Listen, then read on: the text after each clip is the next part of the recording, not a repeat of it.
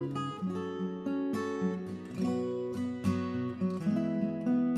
afternoon, everyone. Thank you for joining us for today's online talk, which will be starting at 3. For those of you who are early, thank you so much for waiting patiently. Please watch this video from the firm. I founded the firm in September 1985 with the vision of seeking truth and justice for our clients and not just winning their cases. Over the years, the team has achieved many significant milestones. We are today recognized by the Legal 500, Asia Law Profiles, and Asian Legal Business as a recommended firm in various practice areas.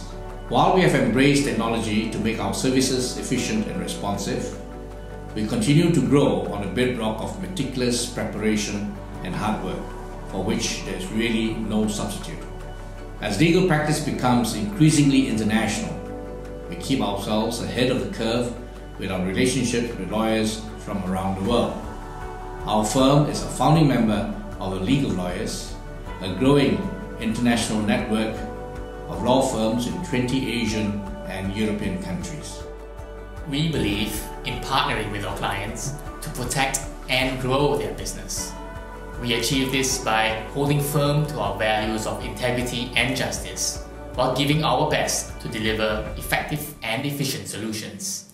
Instead of just legal services, we focus on developing great working relationships based on understanding and respect.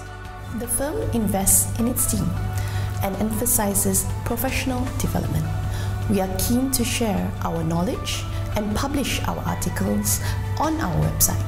And we also give back with our corporate social responsibility activities. We cultivate a passion for the law and enjoy what we do. This brings out the best in us for our clients today and tomorrow. We regularly advise foreign clients, including many Chinese investors, and have a ready appreciation for different ways of doing business. In corporate matters, we offer relevant and commercial solutions, often raising issues that clients may or may not have realized before. In negotiations, we believe in facilitating win-win outcomes.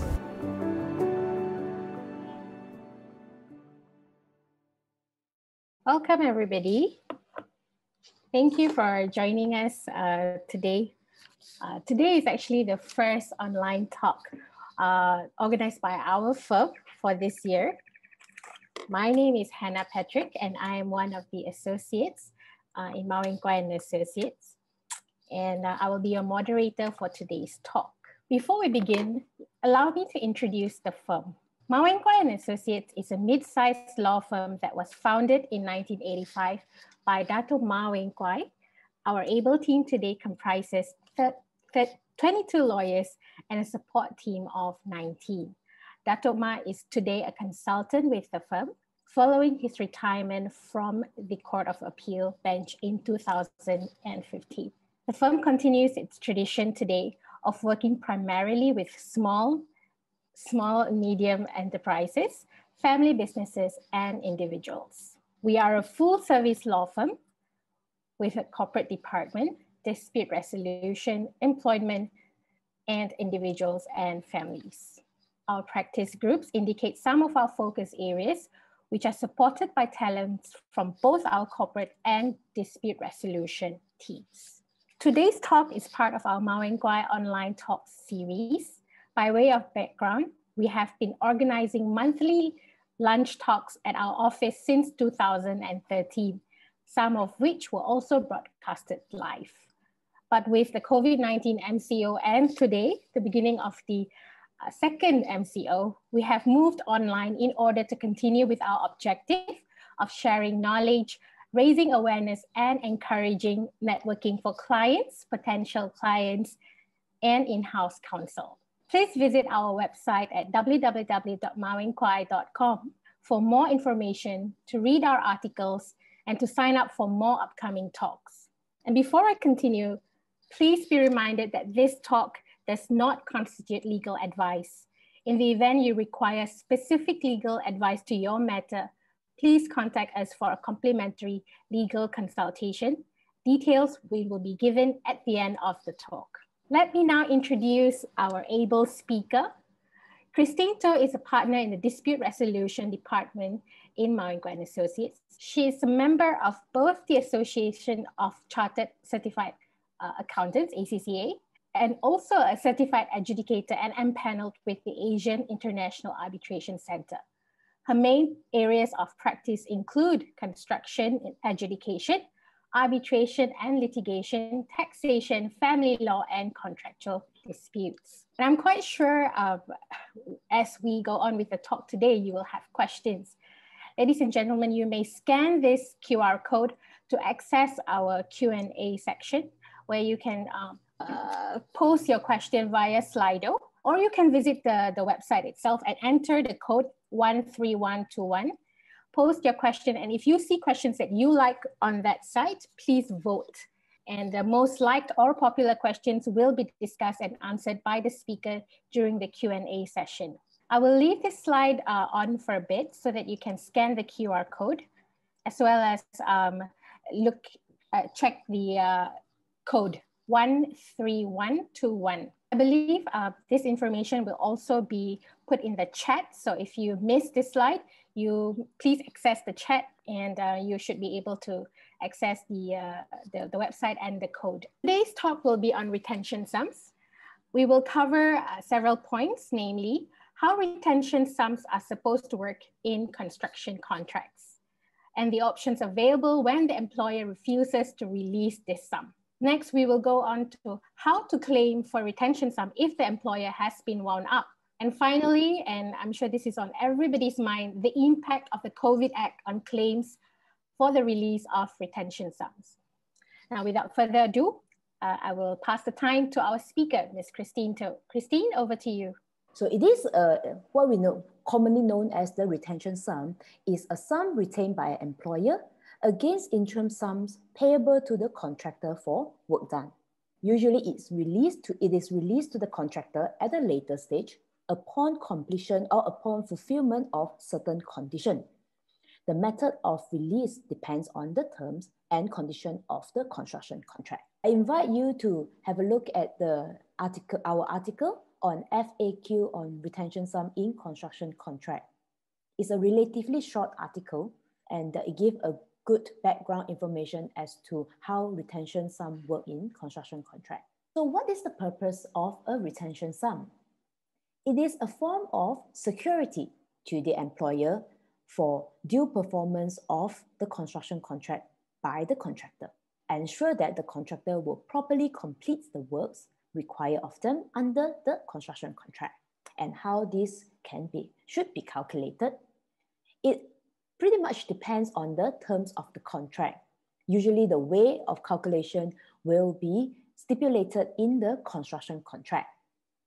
In Malaysia, it is common for employer to retain 10% of the certified sum in its interim progress certificates. And there's usually a cap of not more than 5% of the total contract sum. And it is also usual in Malaysia for the retention sums to be released in 2 tranches. The first portion will be released upon the issuance of what we call a Certificate of Practical Completion, CPC. And the second portion will be released upon the issuance of Certificate of Making Good Defects, which is the CMGD. So what are the options available to claim for retention sums? What if the employers refused to release retention sum? Depends on the dispute resolution clause. The options available against the employer or the main contractor are as follows. First, it will be your statutory adjudication, which is CIPA, under the Construction Industry Payment and Adjudication Act 2012, arbitration or court proceedings. In terms of CIPA proceedings, it is a statutory right under CIPA. It applies to every construction contract made in writing relating to construction work carried out wholly or partly within the territory of Malaysia, including a construction contract entered into by the government. It is not necessary for a construction contract to make any reference to CIPA. Unlike arbitration, There is no necessity to a specific adjudication clause in a construction contract.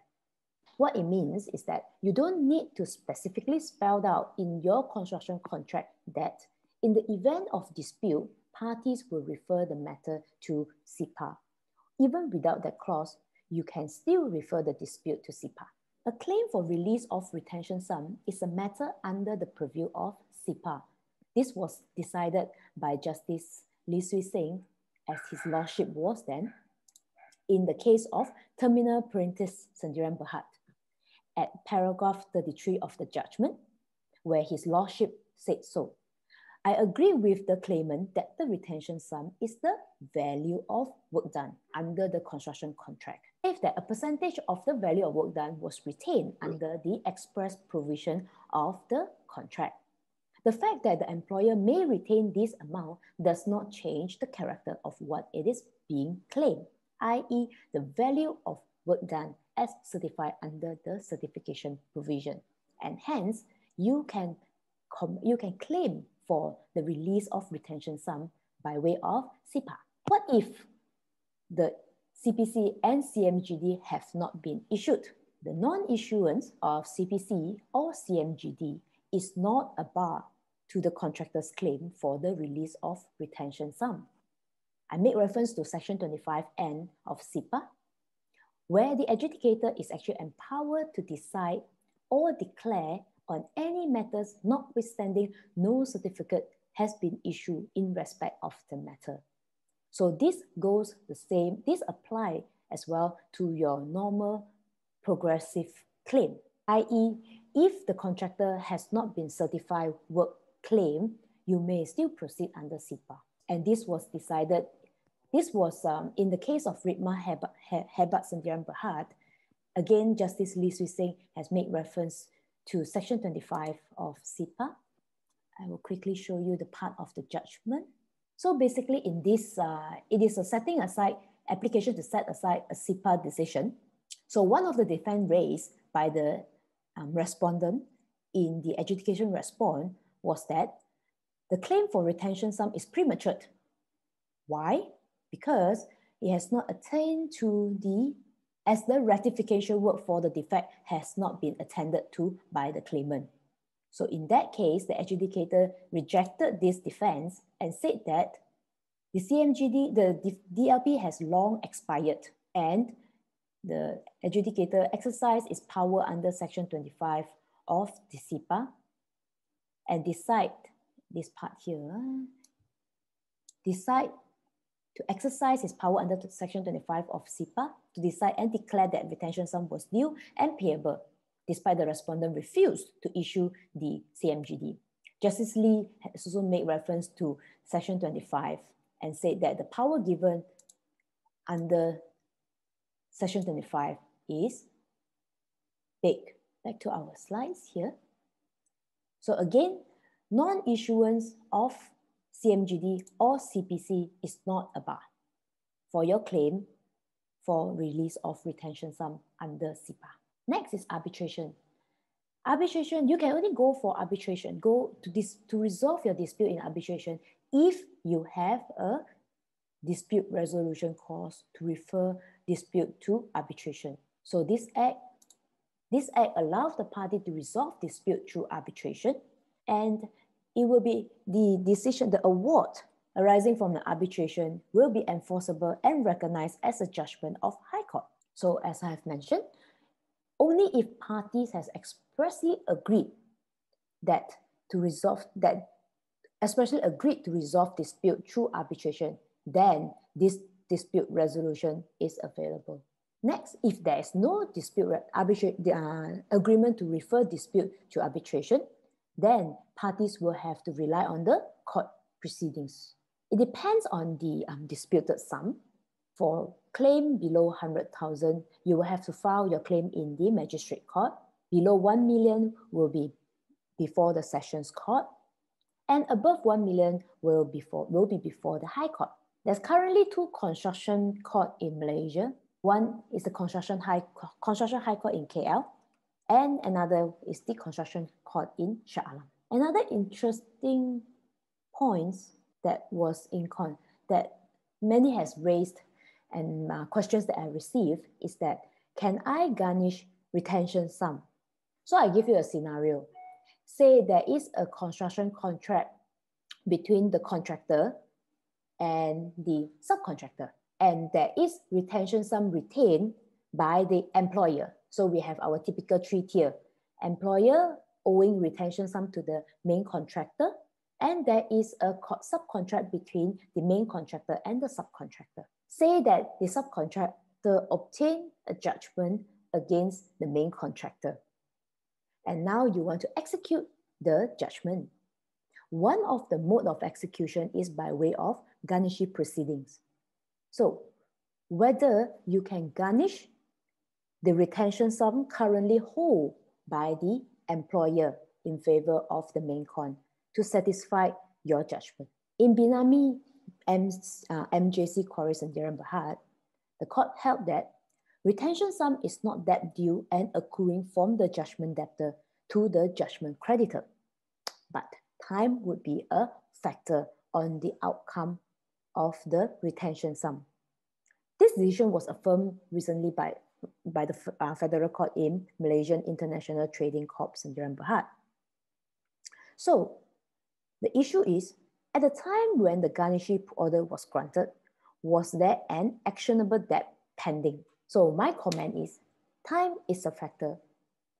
It depends on when court action was taken, judgment was registered, and at that time, when you want to commence your garnishee proceeding, whether CPC or the condition precedent for the release of the retention sum has been satisfied, i.e. it has crystallized into a debt.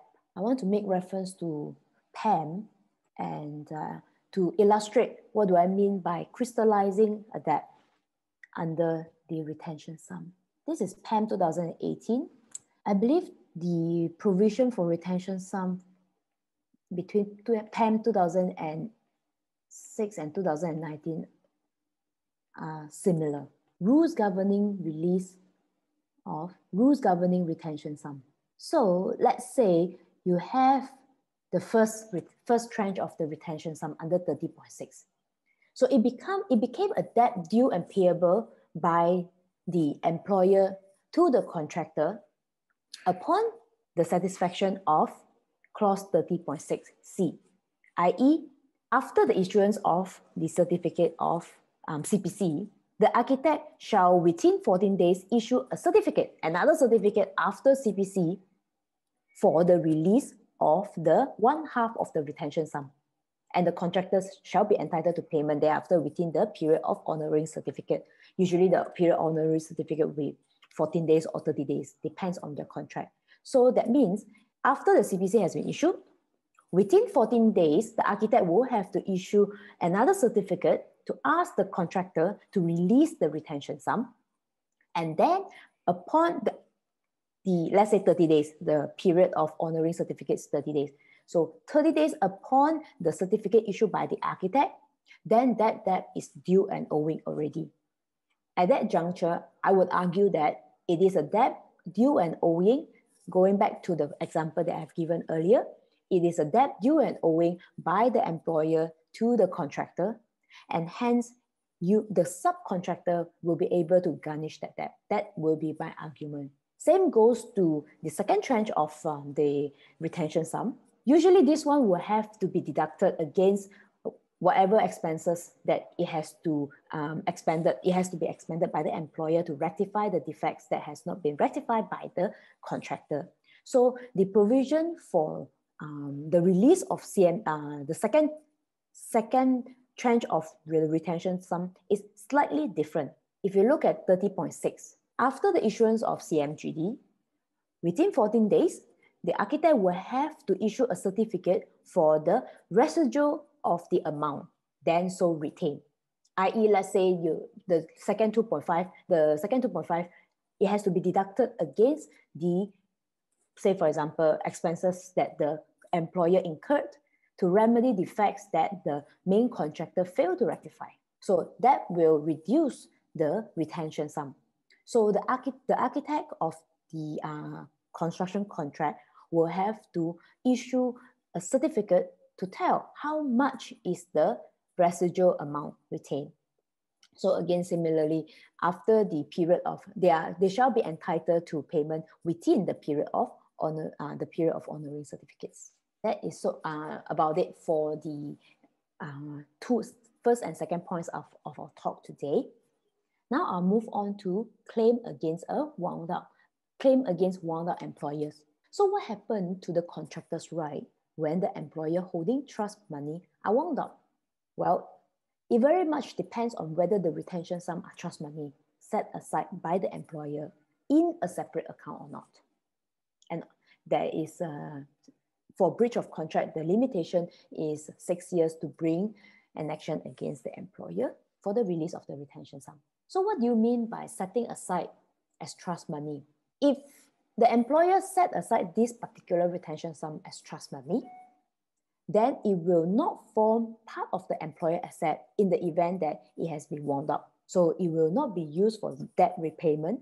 And these are trust money held by employer in trust. So winding up of that particular employer does not alter the position of the contractor, who are the ultimate beneficiary of the retention sum. In that case, the contractor's claim for the release of the retention sum will take priority. So the liquidator, the employer's appointed liquidator, are duty bound to hand over the trust money to the contractor.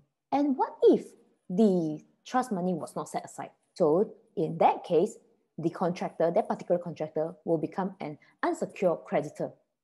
So what that particular contractor will have to do is to file a proof of debt against the employer, and the appointed liquidator will make a determination on whether to admit the debt or not. However, please do take note that by admitting the debt itself does not guarantee that payment will be made. Being an unsecured creditor, the contractor will be the last in the list to be paid after debt of secured creditor has been discharged. I want to share with you the recent federal court decision in SKM&E Bersatu Sendirian Berhad. So basically this case answered the question whether a retention sum not set aside amounts to trust money. Some background facts first. It is in fact two appeals heard together, appeal number 130 and appeal number 131. It is, in High Court, it is actually actions commenced by two subcontractors against a wound up contractor. It's the same contractor. But the two subcontractors actually for two different projects. One is a mixed development project in Sungai Buloh, and the contract sum was 9.7 million. Whereas for the other one is a project in JB, and the contract sum was 17.7 million. And in appeal number 130, retention sum owing was in the region of 489,000, whereas in the appeal number 131, the retention sum owing to that particular subcontractor was 887,000. So based on the terms of the subcontracts, they are not identical, but quite similar. The retention sum will be released in two tranches, which is quite common in Malaysia. The first one will be upon the issuance of CPC of the main contract, whereas for appeal number 130, the second tranche has to be released upon the expiry of the LP, whereas for appeal number 131, the second tranche of the retention sum has to be released upon the issuance of CMGD. It's quite, I mean, it is different, but ultimately it is to ensure performance and to ensure that the subcontractor will rectify all the defects within the defect liability period. So what happened in that case is that a special resolution was passed for the voluntary winding up of the particular contractor.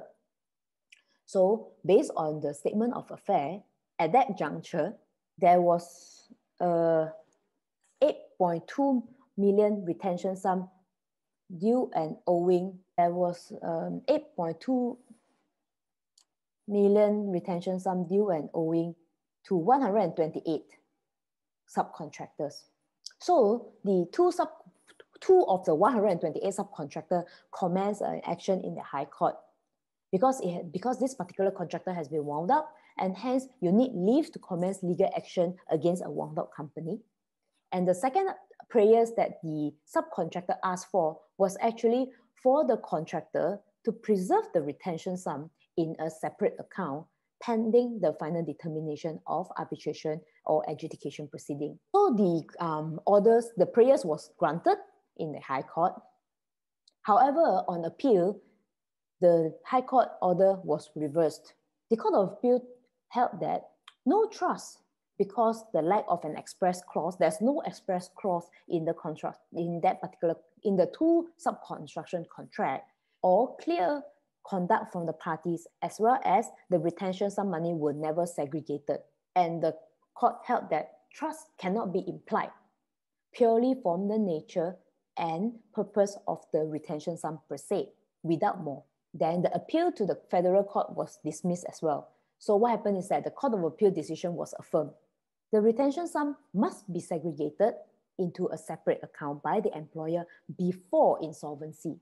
A contractual obligation to hold retention sum does not automatically render retention sum as trust monies. Contractor will not be able to rely on contractual sum if the employer failed to segregate the retention sum. Well, the federal court judges did take cognizance of that, the fact that this decision will expose subcontractor to high risk in the event of the employer going into liquidation. So in that particular judgment, reform was actually proposed. So I'll quickly bring you guys to that part of the judgment. Well, basically what the judges proposed was that for Parliament to enact legislation to make retention sum compulsory, to make it mandatory for the employer to separate retention sum into a separate account. And let's have a look at our standard PAM standard contract. In clause 30.6, it actually gave the employer a fiduciary, it actually made the employer a fiduciary. 30.6a says that the employer interest in any amount so retained shall be fiduciary as trustee for the contractor, NSC, and nominated supplier. So basically, this particular clause gave the employer an obligation to segregate contractual terms, to segregate the retention sum into separate accounts. So technically speaking, if the employer refused to do so, the contractor may apply for a mandatory injunction to force the employer to do so. Well, in terms of practicality, I have not seen many cases that the main contractor will actually bring the employer to court and force them to segregate the retention sum into a separate account while the construction contract is still ongoing. So now I want to introduce the AIAC standard form. So clause 30.6a is similar to PAM. However, in clause 30.6c of the AIAC standard form, over and above, they actually say so. For the avoidance of doubt, the duty of the employer to hold the retention fund as trust money shall remain, irrespective of whether or not the retention fund had been paid into a separate trust account. And the retention sum shall at all times remain as trust money, even after the employer has gone into liquidation or bankruptcy. So reading this particular clause 30.6c of AIAC in light of the federal court decision, I'm so sorry, something is wrong with my PC. Hannah, can you take over and just share the slides with me? Sure. Yeah. Give me a moment, yeah? Sure. I think I am, yeah, not here. It was, no, before this. Previous, please. Yes, this one. Thank you, Hannah. Okay. So, well, it may argue if we read this particular clause of the AIAC standard form in light of the federal court decision, well, it may be argued that parties have clearly agreed that the retention sum money are to be regarded as trust money, irrespective of the failure to segregate this sum. It remains that no trust fund is established, and an intention to create a trust, or at most an obligation to create a trust, does not form a trust as it is. Hannah, can you click on the link and show us paragraph 14? 14? Yeah. So, trust fund by itself does not come into existence. You need to have an object. You need to have the trust object. So, by you having a contractual clause that says that you are obliged to hold this on trust, it does not create the trust itself. That is a clear. I would like to point to the second sentence here. And an intention to create a trust and the creation itself of a valid trust are different. And Hannah, 35, I think, 35 for the judgment. Yeah. Okay, thanks. So that means if you really want to have it as a retention sum, hence it has to be held in a separate account to be established before insolvency. And of course, in 36, again, we would say that the requirement to keep a retention sum segregated for an unmixed with other monies of an employee is very much a significant indicator of the party's intention. So if we look at the federal court decision, and then we look back at our AIAC standard form, I think it's quite clear from the decision of the federal court that it has to be segregated, the retention sum. So the last verdict, at the inception of the contract, while parties are still in very good relationship, parties may suggest to open an escrow account to deposit the retention sum money. That would be probably the safest, to safeguard against to safeguard the retention sum in the event the employer got wound up. Now we will move on to the last topic. So the KOvic Act 2020 came into effect on the 23rd of October. The date of commencement and period of operation depends on the respective parts, actually, of the Act.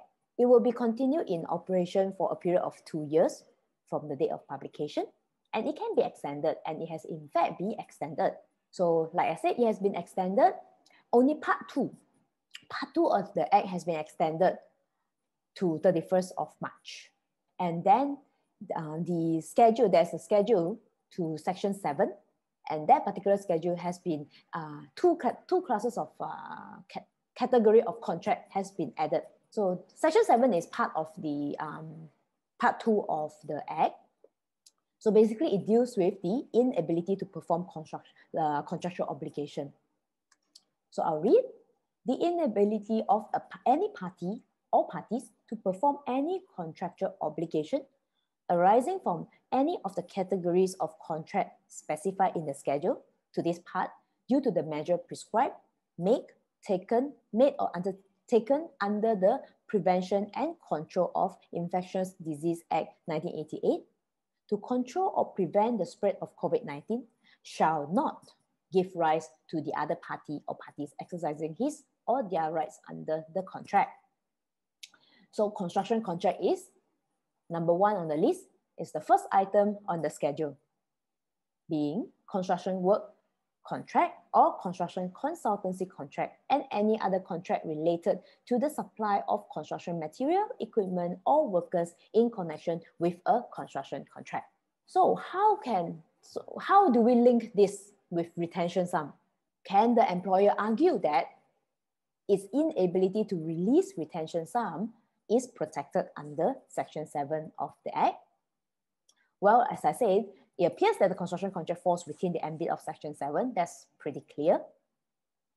But bear in mind that in order to be protected under Section 7, your inability to perform that part of the contract must be due to measure prescribed, measure taken under the Prevention and Control Infectious Disease Act to control or prevent the spread of COVID-19. Personally, I think that I don't really see how it can be argued by using this act as an excuse not to release the retention sum due. Because, as I said, the condition precedent for the release of the retention sum is usually the issuance of CPC and CMGD. So it would be, I would say it will be an uphill task for the employer to prove that the failure to release the retention sum is due to measure taken under the Prevention and Control of Infectious Disease Act 1988. That's all for me, and I'll now take questions. All right, ladies and gentlemen, thank you very much for staying with us despite the technical error. Thank you, Christine, for your insight. Now we will take questions, and we do have a number of good questions. We have 4 altogether, but just give me a moment to transfer to the question screen. Hang on. Are those questions from Slido? Yes, they are, and there are 4 altogether, but I'm just trying to get it shared at the moment. Okay, can you see the questions, Christine? Yeah, I can. All right. We'll go with the first one. Sure. Under the PAM contract, there is no EOT on DLP, but in view of IMCO, can DLP be extended? And this would also affect the release of second moiety of retention sum. So he's saying that can DLP be extended? Yeah. I don't think the defect liability period per se is fixed. Let's say 12 months, 24 months. But because of the under PAM, it is a force. I believe that it's likely to, this MCO is likely to fall within the force majeure clause, and hence EOT is likely to be granted, taking on that premise. And with that, EOT is granted in the way that the contractual date of completion will be extended. So in that sense, EOT is the date of completion will be extended, but in view of any, I do not think that, because the DLP is apart from the contractual date of completion, DLP will start from, usually DLP will start from CPC. And I don't think MCO give any room to extend DLP per se. Yeah. Okay. I hope Mr. Chin, Mr. or Miss Chin, your questions are answered. Sorry, I can't, for some reason, I cannot turn on my video again. So I will have, lucky I didn't mute myself. If not, I cannot speak at all. Okay, no worries. All right, we'll move on to the next question. If the contract is terminated, can the employer withhold retention sum? I think the short answer to this is that it depends on the terms of the contract. It is usually if so usually in a construction contract, you will have a termination clause. In the termination clause, they will stipulate what happened if the contract has been terminated, i.e. how long it will take for the final accounts to be drawn up, and that it will also address the issue of retention sums. So it needs to. So the answer is based on the term of the contract. Based on the terms of the termination clause, actually. Of the termination clause. To be precise. Okay.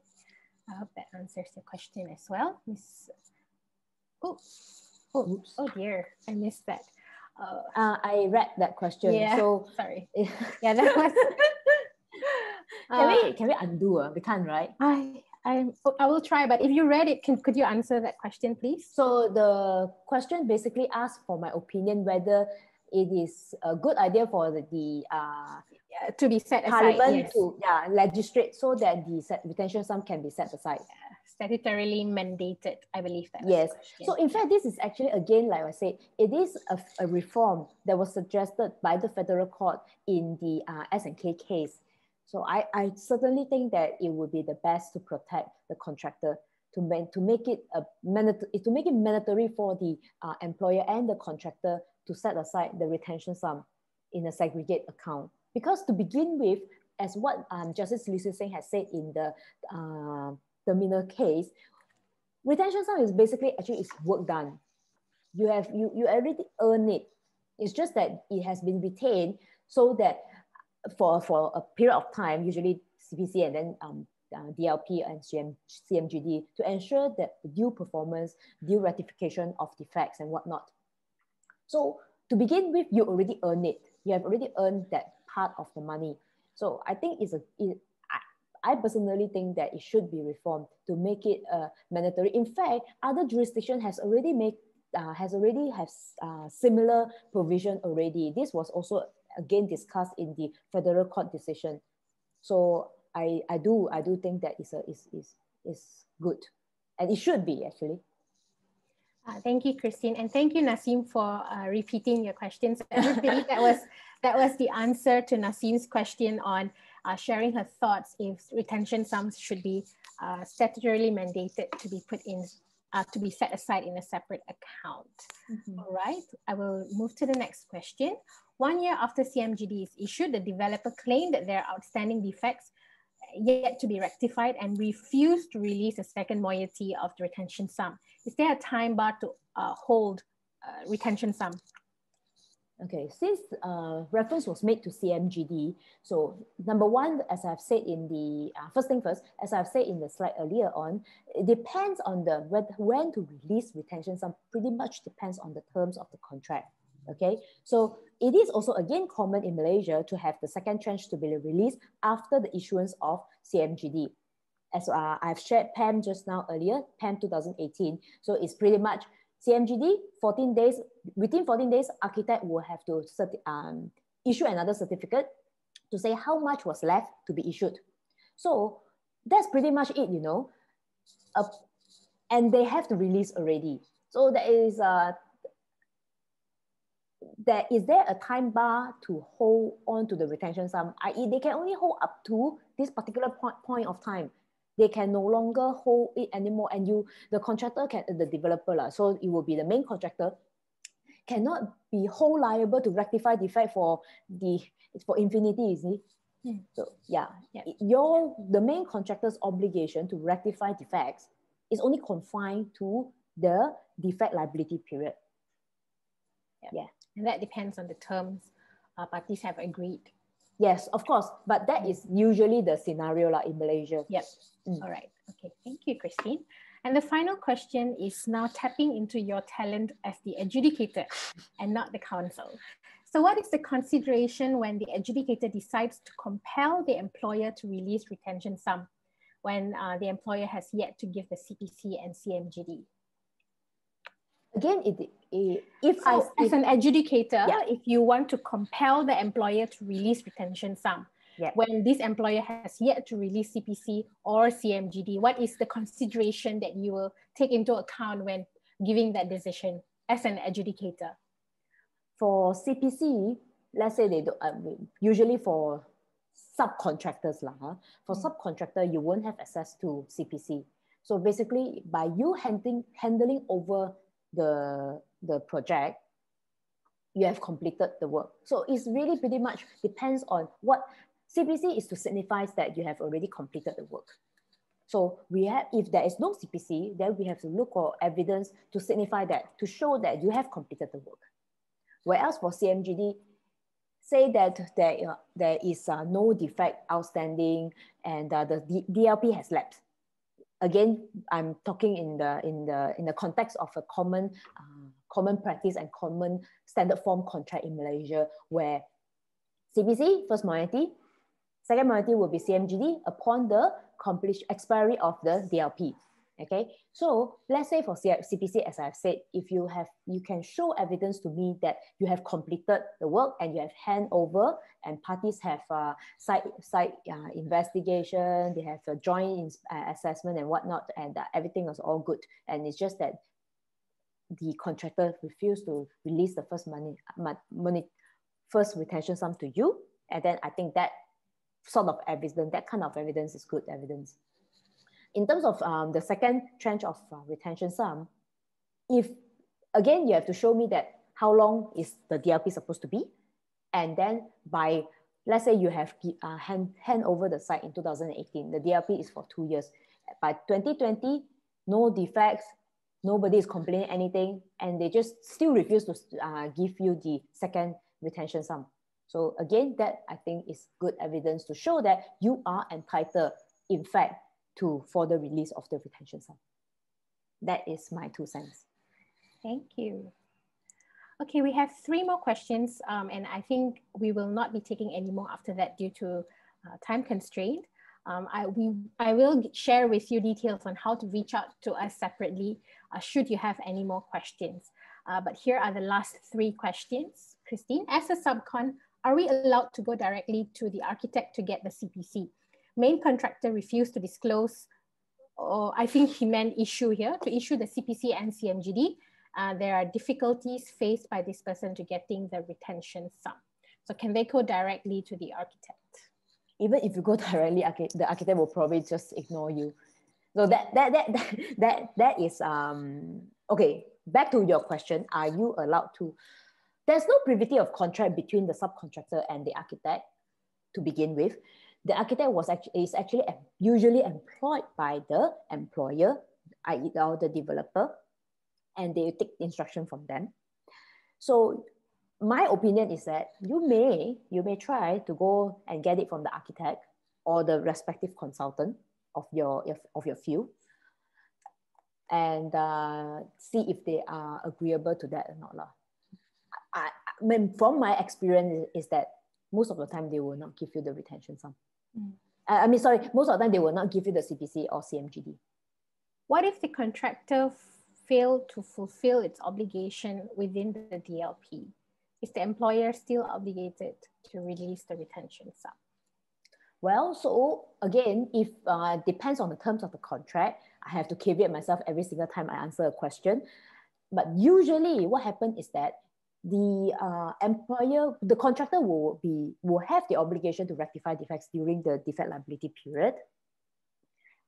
And if the contractor refuses to do so, then the employer will have the option. Of course, they will have to give notice. This is usually the scenario. The employer will have to give notice under the contract terms. The employer will have to give notice to the contractor, giving them reasonable time, usually it's 14 days, to rectify that particular defects. And at the expiry of that time notice period, and if the contractor still fail to fulfill their obligation, then the employer will have the prerogative, I would say. They have the right to appoint some other third party to rectify the defect and backcharge against the contractor. That will usually be deduct against the retention sum. So if you fail to fulfill your obligation, i.e. to rectify, let's say, defect test, they will give you a defect list of 1, 2, 3, 4, 5, 6, 7, 8, 9, 10. And you fail to rectify 6, 7, 8. Okay, so after that notice period expired, the employer have the rights to appoint a third party contractor to rectify the defect. And let's say they are holding $100 as a retention sum. And the cost incurred to rectify defects 6, 7, and 8 by way of appointment of a third party contractor is $80. So then they will have the obligation to release the residual $20 to you. That is in short my answer lah. All right. Thank you. And finally, how about latent defects? So I'm assuming these are defects which are outside the DLP. Yeah. And the developer hold the contractor liable and hold the retention sum. The thing is, by the time you find out about the latent defects, already it's probably you already passed DLP, and hence the obligation to release the retention sum, the second tranche of the retention sum, is already out. So you can't, unless you want to, let's say the DLP is like 2 years, okay? And latent defects, you are talking about something that's like very hard to discover. You probably discover it 3, 4 years down the road, you see? So it doesn't, you no longer have the retention sum on hand for you to hold against. And if you are still holding the retention sum, then it's probably still within the DLP period. I mean the defect liability period. And hence, you can still hold on to it and get the contractor to rectify. That is my answer. All right, that's all we have for today. Let me just share with you the slides, ladies and gentlemen. Okay, so for upcoming talks, in this age of being online, since we're all at home and constantly on our computers and on our phones, I'm sure there are concerns about cybersecurity. So we have a talk in February, 10th of February 2021, given by our partner Leslie Lim on cybersecurity laws in Malaysia. So we encourage you to sign up, encourage your friends as well to sign up. You can scan the QR code or go to our link. It's also probably posted on the chat. So we hope to see you again on the 10th of February. Next, we will also encourage you to sign up, to fill in our feedback form. I'm quite sure the link is as well posted in the chat. We would love to hear your feedback on how we did today. And if there are any other topics you would like us to cover for future talks, we will really appreciate if you take the time to go fill up that form and let us know so that we can provide you with all the information that you need. And then we will also encourage you to follow us on our social media. We're on YouTube, Twitter, Instagram, LinkedIn, and Facebook. And these are where you will get constant updates from us. And finally, if you have any questions, if burning questions which you couldn't ask earlier, or if some other matters crop up in the future, please don't hesitate to schedule a 30-minute video consultation with our lawyers by filling up the form at the link as well as via the QR code. So I'll leave this here for a bit so that you can scan the QR code and at least you can take a look at the form. Otherwise, just go onto our website. It's also there. Okay, and that's pretty much it, everybody. Thank you so much for joining us. Bye. Stay safe, everyone.